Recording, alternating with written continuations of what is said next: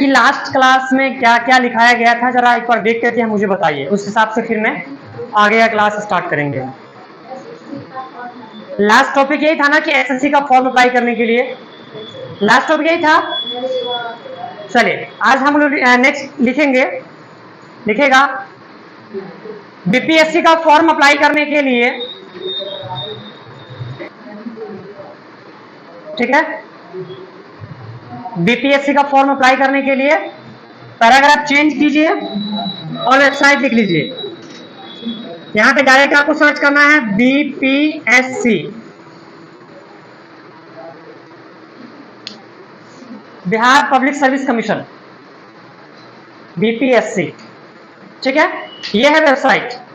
अब इसे समझ लेते हैं कि अगर कोई बीपीएससी टीचर बनना चाहता है तो कैसे बन सकता है। हालांकि स्पेशल क्लास में आपको बताया भी जाएगा स्पेशल चीजें, ठीक है ना, लेकिन फिलहाल शॉर्ट में आपको बता दें कि बीपीएससी का फॉर्म वही लोग भर सकते हैं जो लोग इस प्रोसेस को कंप्लीट कर लेंगे। सबसे पहले आप 12th या ग्रेजुएशन, मतलब आप कह सकते हैं कि बीए, बीएससी, बीकॉम, मतलब 12th के बाद अगर चाहते हैं कि 12th के बाद डायरेक्ट मुझे करना है तो 12th के बाद करने के लिए आप ये कर सकते हैं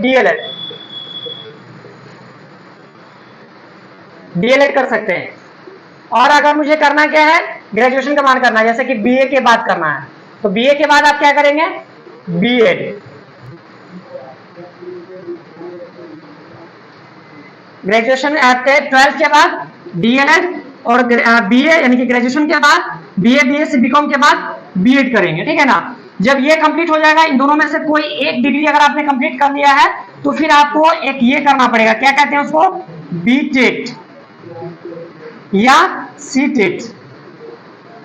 बीटेट का फुल फॉर्म होता है बिहार टीचर एलिजिबिलिटी टेस्ट और सीटेट का मतलब होता है सेंट्रल टीचर एलिजिबिलिटी टेस्ट। इन दोनों में से कोई एक आपको पास करना होगा। फॉर एग्जाम्पल अगर आपको मिडिल क्लास मतलब मिडिल स्कूल का टीचर बनना है, हाई स्कूल में नहीं जाना है अगर आपको, तो आप डीएलएड कर लीजिए। डीएलएड करने के बाद आप इन दोनों में से कोई एक जो है पास कर लीजिए और उसके बाद फिर जो है आप डायरेक्ट बीपीएससी का फॉर्म भर सकते हैं, ठीक है। लेकिन अगर आपको हाई स्कूल का टीचर वगैरह बनना है तो उस हिसाब से आपको फिर बीएड वगैरह करना पड़ेगा, तब होगा, ठीक है ना। मतलब डायरेक्ट अगर हम समझे यहाँ पर तो बीपीएससी का वही लोग फॉर्म भर सकते हैं जो लोग इस प्रोसेस को करेंगे। अगर आपको 12th करने के बाद डायरेक्ट डीएलएड कर लिए हैं तो उसके बाद बीटेट या सीटेट का कोई एग्जाम पास करना होगा, उसके बाद फिर आप बीपीएससी का फॉर्म भर सकते हैं। उसके बाद अगर हम मुझे इसका डीएलएड नहीं किए हुए हैं, अगर बीएड किए हुए हैं तो बीएड के बाद फिर ये सब में से कोई कंप्लीट करना होगा और डायरेक्ट आप बीपीएससी कर सकते हैं, तभी फॉर्म भरा जा सकता है, ठीक है ना। देखिए बीपीएससी दो तरीके से एग्जाम कंडक्ट कराती है। पहले बीपीएससी क्या था कि ऑफिसर्स के लिए एग्जाम कंडक्ट कराती थी। ऑफिसर्स मतलब ब्लॉक में जो वीडियो होते हैं ना, उसके लिए एग्जाम कंडक्ट कराती थी ऑफिसर्स के लिए। लेकिन अब बीपीएससी क्या करती है, टीचर के लिए भी एग्जाम कंडक्ट कराती है। तो ये नहीं समझना है कि बीपीएससी का मतलब सिर्फ और सिर्फ टीचर होता है। अभी आकर के बीपीएससी इतना हाईलाइट हो गया है कि टीचर के नाम से जाना जाता है, बीपीएससी टीचर, बीपीएससी टीचर। अब सब लोग आपके आसपास में जितने भी स्कूल होंगे सब में आप लोग देखे होंगे बीपीएससी टीचर भर गया है। तो ये लोग जो बीपीएससी पास करके आए हैं उन लोगों का प्रोसेस यही था, ठीक है। ऑफिसर कैसे बनते हैं उसके बारे में भी आपको हम बताएंगे कि बीपीएससी में टीचर कैसे बनते हैं। तो बीपीएससी में टीचर मतलब ऑफिसर बनने के लिए आपको ग्रेजुएशन पास आउट होना चाहिए। ग्रेजुएशन का मतलब बीए, बीएससी, बीकॉम या बीटेक, मतलब कोई भी एक डिग्री से आप पास होने चाहिए। उसके बाद आप डायरेक्ट बीपीएससी का फॉर्म भरेंगे, उसमें ऑफिसर का पोस्ट रहेगा, उसमें पहले प्री होगा, फिर मेंस होगा, फिर रिटेन मतलब मेंस मतलब रिटेन होता है, फिर इंटरव्यू होगा, उसके बाद फिर आपका अगर तीनों में पास कर जाते हैं तो फिर आपका ज्वाइनिंग लेटर आएगा, फिर आप किसी ब्लॉक में आपको जॉब मिल जाएगा, मतलब ऑफिसर का पोस्ट, ठीक है ना। तो ये है बीपीएससी का। नेक्स्ट लिखेगा यूपीएससी का फॉर्म अप्लाई करने के लिए, यूपीएससी का फॉर्म अप्लाई करने के लिए सबसे पहला तो वेबसाइट लिख लीजिएगा यूपीएससी, या आप सर्च कर सकते हैं CSE, union public service commission, civil service exam, ठीक है ना। सिविल सर्विसेज एग्जाम हो गया। यूनियन पब्लिक सर्विस कमीशन जो होता है संघ लोक सेवा आयोग, इसका फुल फॉर्म हिंदी में होता है। ये तो आप सभी लोग जानते होंगे यूपीएससी का। यूपीएससी के बारे में जानते ही होंगे, फिर भी आपको बता दें कि यूपीएससी का फॉर्म कौन कौन लोग भर सकता है। अभी आप लोग यूपीएससी का फॉर्म नहीं भर सकते हैं क्योंकि आप लोग अभी 10th या 12th पास किए हैं। तो इसमें यूपीएससी का फॉर्म भरने के लिए जो लोग ग्रेजुएट हो चुके हैं, मतलब बीए या बीएससी या बीकॉम या इसके अलावा बीटेक या एमबीए या आपका कह सकते हैं कि एमबीबीएस, मतलब किसी तरीके से आप ग्रेजुएट अगर हो चुके हैं तब आप यूपीएससी का फॉर्म भर सकते हैं। यूपीएससी का फॉर्म भरने के बाद पहले उसमें क्या होता है, कैटेगरी वाइज उसमें अटेम्प्ट दिया हुआ है कि जनरल कैटेगरी वाला 6 बार दे सकता है एग्जाम, या उसमें एज लिमिट होता है, उसका एससी एसटी वाला इतने बार दे सकता है, ओबीसी वाला इतना बार दे सकता है, एज लिमिट के हिसाब से कैटेगरी वाइज दिया हुआ है वहां पर अटेम्प्ट इतने बार फॉर्म भर सकते हैं आप। उसके बाद इसमें अगर हम बात करें कि क्या क्या होता है, तो पहले आपका होता है प्री, ठीक है ना, प्री होता है जो कंपलसरी, मतलब ये नहीं होता है कि मतलब आपको अच्छा रैंक लाना होगा, मतलब उसमें कंपलसरी नहीं है, पास करना होता है उसमें, ठीक है ना। उसके बाद होता है मेंस, उसके बाद होता है इंटरव्यू। पहले प्री में आपका ऑब्जेक्टिव टाइप क्वेश्चन आता है, उसमें सीसेट वगैरह आता है, पहले नहीं था, अब उसमें सीसेट ऐड कर दिया है। उसके बाद मेंस में जब जाते हैं तो मेंस में सिलेबस होता है, जीके जीएस होता है, उसके बाद बहुत सारी चीजें इसमें है, जैसे कि इससे राइटिंग होता है, ऑप्शनल होता है, उसके बारे में हम डिटेल में बात करेंगे कभी नेक्स्ट क्लास में। उसके बाद फिर इंटरव्यू में जो होता है, फिर वहां पर आपका पर्सनालिटी चेक किया जाता है, आपकी बोलने का, आपके बैठने का, आपकी बात करने का, आपके आंसर देने का पर्सनालिटी मतलब तरह से चेक किया जाता है। तो वो होता है, जब पास कर जाते हैं तो आपको ऑल ओवर इंडिया में कहीं पर भी एक हाई क्लास का जो पोस्ट होता है वो आपको मिल जाता है, जिसको डीएम के नाम से आप लोग जानते हैं। अपने जिला के डीएम कौन है, किसी को पता है कौन है? हाँ, योगेंद्र सिंह या योगेंद्र कुछ के नाम है उनका, है ना। और आईपीएस का एसपी जिसको कहते हैं, इतना फेमस है। विनय तिवारी जी का नाम सुने हैं? विनय तिवारी का नाम नहीं सुने हैं? चलिए नहीं सुने तो जाके चेक कर लीजिएगा। अपने जो जिला के, समस्तीपुर जिला के जो डीएम है उनका नाम योगेंद्र सिंह या कुछ ऐसा ही है, हम नहीं बता पा रहे उसमें ठीक से, ठीक है ना।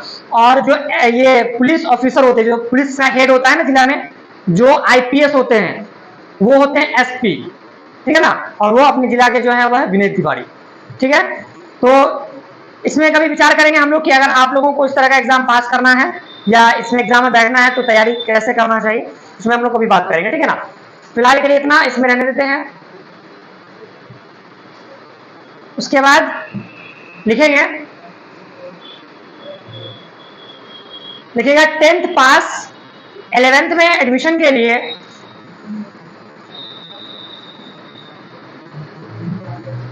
10th पास 11th में एडमिशन के लिए फॉर्म अप्लाई करने हेतु, फिर से बोले, 10th पास 11th में एडमिशन, 11th में नामांकन या एडमिशन के लिए फॉर्म अप्लाई करने हेतु, जैसे होता है ना कि जो लोग अभी 10th पास किए उन लोगों को 11th में एडमिशन चाहिए होता है, तो उसके लिए फॉर्म खुद से भी आप भर सकते हैं, कहीं जाने की जरूरत नहीं है, आप खुद से अप्लाई कर सकते हैं। तो चलिए वेबसाइट देख लेते हैं। वेबसाइट का नाम है OFSS, ये बिहार बोर्ड का ऑफिशियल वेबसाइट है, OFSS। अप्लाई करने के लिए जिनका भी अप्लाई करना है उनका इंश्योर करना है कि वो 10th पास कर चुका है, फर्स्ट सेकेंड थर्ड किसी तरीके से वो पास कर चुका है, तब वो क्या कर सकता है, इस फॉर्म को भर सकता है। तब उसका पहले फॉर्म भरेगा, फिर उसका मेरिट लिस्ट आएगा, फिर उसका एडमिशन होगा, ठीक है। चलिए ये हो गया। उसके बाद नेक्स्ट लिखेंगे इंटर पास ग्रेजुएशन में एडमिशन के लिए, इंटर पास ग्रेजुएशन में एडमिशन के लिए, ग्रेजुएशन का मतलब बीए बीएससी बीकॉम। कुछ लोग कंफ्यूज रहते हैं कि ग्रेजुएशन का मतलब क्या होता है, तो ये नहीं कंफ्यूज होना है। लिए एडमिशन के लिए फॉर्म अप्लाई करने हेतु, अब सभी लोग जानते हैं कि बिहार में जो लोग अपने समस्तीपुर के आसपास में जो लोग जिला है, वो लोग जो 12th पास करते हैं वो लोग ग्रेजुएशन में एडमिशन के लिए ज्यादातर LNMU यूनिवर्सिटी का चयन करते हैं। लेकिन अभी हम इसके बाद भी वेबसाइट बताएंगे यूनिवर्सिटी जिसमें आप बेस्ट से बेस्ट एजुकेशन कम से कम खर्च में ले सकते हैं, ठीक है ना। तो पहले चलिए वेबसाइट लिख लेते हैं। लिखेंगे अगर आपको LNMU में एडमिशन लेना है तो यहां पे सर्च करना है LNMU।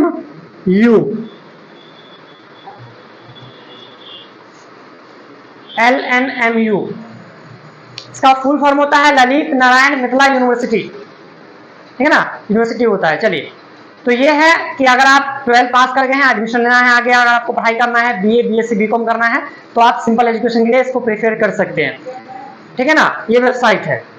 अब आते हैं अगर आपको बेस्ट से बेस्ट एजुकेशन लेना है कम से कम खर्च में, तो आप क्या कर सकते हैं। ये यूनिवर्सिटी या बिहार के जितने भी यूनिवर्सिटी हैं जो ज्यादातर क्या करती है, सिर्फ और सिर्फ सर्टिफिकेट देने का काम करती है। लेकिन अगर आपको बेस्ट एजुकेशन चाहिए तो आपको बिहार से बाहर निकलना पड़ेगा, ठीक है ना। उसके लिए एंट्रेंस एग्जाम देना पड़ता है। कौन कौन सा यूनिवर्सिटी है आप सिर्फ समझ लीजिए, अभी लिखिएगा, बारे में समझिए। ये हो गया DU Delhi university, AMU Aligarh Muslim university जो कि अपने बिहार में नहीं है, बनारस हिंदू यूनिवर्सिटी ये भी अपने बिहार में नहीं है, इलाहाबाद यूनिवर्सिटी ये भी अपने बिहार में नहीं है, सब यूपी में है ज्यादातर, एक दिल्ली में है। इसके लिए अगर आप चाहते हैं कि मुझे BA करना है या BSc करना है या BCom करना है, मतलब अगर जो नॉलेज यहाँ से आप ले रहे हैं उसी नॉलेज को आप बेहतर जगह से लीजिएगा तो उसका वैल्यू ज्यादा होगा, उसका डिमांड ज्यादा होगा, जॉब का चांसेस ज्यादा रहेगा। इस सब यूनिवर्सिटी में आप जाकर के, जैसे कि आप दिल्ली में बहुत सारा यूनिवर्सिटी है जो मुझे अभी फिलहाल में याद आ रहा था वो हम लिखवा दिए। इसमें आपको सिर्फ करना क्या, अपने बिहार में क्या होता है कि आपने LNMU में एडमिशन लेना है तो डायरेक्ट फॉर्म अप्लाई किए, अप्लाई करने के बाद जो है डायरेक्ट आपका मेरिट लिस्ट आ जाता है। लेकिन दूसरी यूनिवर्सिटी में ऐसा नहीं होता है, पहले आपको फॉर्म भरना होता है, फिर एंट्रेंस एग्जाम देना होता है। एंट्रेंस एग्जाम देने के बाद अगर आपका मेरिट बनता है तब आपको कॉल आता है या आपका रिजल्ट आता है तो आप जाकर के उस यूनिवर्सिटी में आप जाकर के वहां पर एडमिशन ले सकते हैं। और वहां पे जाकर के आप पढ़ेंगे तो उसका माहौल ही कुछ और होगा, वहां का इन्वायरमेंट जो पढ़ाई का होगा कुछ और होगा, अलग होगा, यूनिक होगा, मतलब एक अच्छा इन्वायरमेंट आपको मिलेगा, वहां पे सारा कुछ बेस्ट से बेस्ट मिलेगा। तो कुछ ये यूनिवर्सिटीज हैं, अगर आप ट्राई करना चाहें तो उसका फॉर्म आता है, आप जरूर फॉर्म भरिएगा, ठीक है ना। चलिए नेक्स्ट वेबसाइट पे आते हैं हम लोग।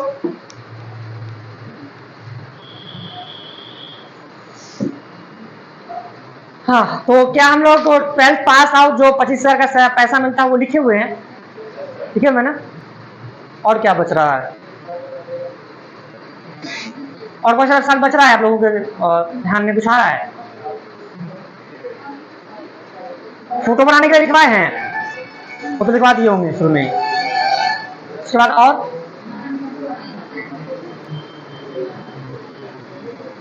नहीं याद आ रहा है कुछ।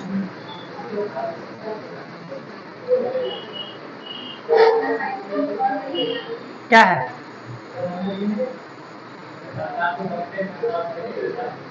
क्या करना है, हाँ वो भी है, दिखेगा दिखेगा। बिहार में हो रही भ्रष्टाचार, बिहार में हो रही भ्रष्टाचार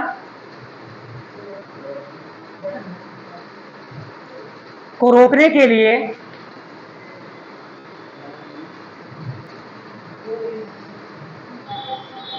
ऑनलाइन कंप्लेंट दर्ज करने हेतु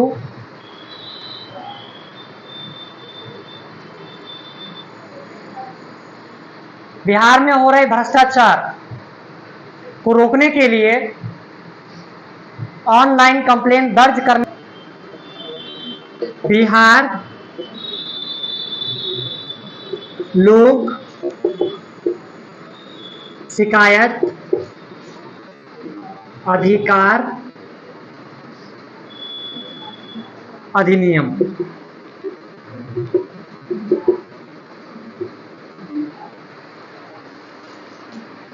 बिहार लोक शिकायत अधिकार। अब समझिए, जैसे बिहार में कोई भ्रष्टाचार हो रहा है, भ्रष्टाचार का मतलब ये है कि आपसे कोई रिश्वत मांग रहा है किसी काम को करने के लिए, कोई ऑफिसर या कोई भी व्यक्ति आपसे रिश्वत मांग रहा है, तो आप उस भ्रष्टाचार में ही आता है। उस भ्रष्टाचार को रोकने के लिए पहला काम तो आप ये कर सकते हैं कि एक आवेदन लिख करके अपने जिला के कलेक्टर को सबमिट कर सकते हैं। पहला काम ये हो गया, ठीक है। दूसरा काम आपको क्या करना है कि आपको आना है, मान लीजिए आपने कंप्लेन किया और उसमें कोई सुनवाई नहीं हुआ, कोई भी एक्शन नहीं लिया गया, तो फिर आपको क्या करना है फिर से अब आपको क्या करना है कि इस वाले वेबसाइट पे आना, बिहार लोक शिकायत अधिकार अधिनियम पे आना है और आपको वहां पर अपना कैटेगरी सेलेक्ट करना पड़ेगा कि आप किस लिए अप्लाई, मतलब किस लिए आप वहां पर जो है कंप्लेन करना चाहते हैं। बिहार सरकार का कोई योजना है, भारत सरकार का कोई योजना है, या कोई जैसे कि आवास योजना होता है, नल जल योजना है, सड़क योजना है, उसके बाद ब्लॉक का कोई योजना है, मतलब कोई भी योजना है, अगर आप उसका कंप्लेन करना चाहते हैं, आपके पास कोई ठोस सबूत है, अगर आप कंप्लेन करना चाहते हैं तो फिर आप इस वेबसाइट पर जाकर के अपना कंप्लेन दर्ज कर दीजिएगा। आपका जो जानकारी है वो गोपनीय रखा जाएगा, किसी को नहीं बताया जाएगा। आप इससे जो है किसी का भी कंप्लेन दर्ज कर सकते हैं, लेकिन आपके पास ठोस सबूत होना चाहिए, नहीं तो आप उल्टा फंस जाएंगे उसमें, ठीक है ना। तो ये होता है बिहार लोक शिकायत अधिकार अधिनियम, इस पर आप अपने कंप्लेन दर्ज कर सकते हैं। चलिए, तो ये हो गया। उसके बाद एक और होता है जिसको बोलते हैं RTI, सूचना का अधिकार अधिनियम। सूचना का अधिकार अधिनियम जो होता है RTI, मतलब कि राइट टू इंफॉर्मेशन जो होता है, मतलब अगर मुझे किसी ऑफिसर के बारे में जानना है या उस पर कोई मतलब अगर आपको लग रहा है कि वो भ्रष्टाचार कर रहा है तो आप उसके ऊपर RTI लगा सकते हैं। RTI का मतलब ये होता है कि आपको लिख करके आवेदन देना होगा, RTI का फॉर्म आता है, वो भर के आपको देना होगा उस जिसका मतलब मान लीजिए आपके ब्लॉक के जो वीडियो हैं उनसे आपको क्या करना है, आपको पता करना है कि वो एक साल में क्या क्या योजना के बारे में इशू किए हैं और क्या क्या लगता है। अगर आपको भ्रष्टाचार हुआ है तो आप RTI का फॉर्म लेंगे, भरेंगे और उनके ऑफिस में RTI का पोस्ट मतलब डाल देंगे, तो उनके पास जाएगा और पिछले एक साल का जितना दिन का डेटा मांगे ना, 2 साल का डेटा, तो वो क्या करेंगे, वो आपको अपना डेटा देंगे और ये आपका अधिकार है। भारत के हर नागरिक का ये अधिकार है। एक टॉपिक भी था आपका RTI का, तो वो दिन हम नहीं बता पाते आपको, आज हम सोचे कि बता ही देते हैं। मतलब सूचना का अधिकार अधिनियम होता है, आप किसी भी ऑफिसर से उसके लेखा जोखा का जो है डेटा मांग सकते हैं। आप, आपका अधिकार है कि आप जो है कितना काम किए हैं, किसने कितना इशू किए हैं या क्या किए हैं, सारा कुछ मुझे चाहिए, लेकिन उसके लिए लीगल प्रोसेस है। ऐसा नहीं है कि आप डायरेक्ट ऑफिस में पहुंचिएगा और कहिएगा कि आप पिछले 2 साल क्या काम किया, हमको जल्दी दिखाइए, वो आपको भगा देगा, उल्टा आपके ऊपर केस हो जाएगा, ठीक है ना। तो ऐसा नहीं करना है, एक प्रोसेस के थ्रू आप जा सकते हैं, आप किसी से भी डेटा मांग सकते हैं, उसके लेखा जोखा उसका, ठीक है ना, उसको कहते हैं RTI। चलिए, मिलते हैं अब इंटरनेट का क्लास, इसको यहाँ पे स्टॉप करते हैं। जो प्रैक्टिकल चीजें बच गई हैं उसको हम लोग कभी नेक्स्ट मतलब कल कंप्लीट करेंगे। अभी तो लिखवा दिए हैं, लेकिन कंप्लीट करने का काम कल करेंगे।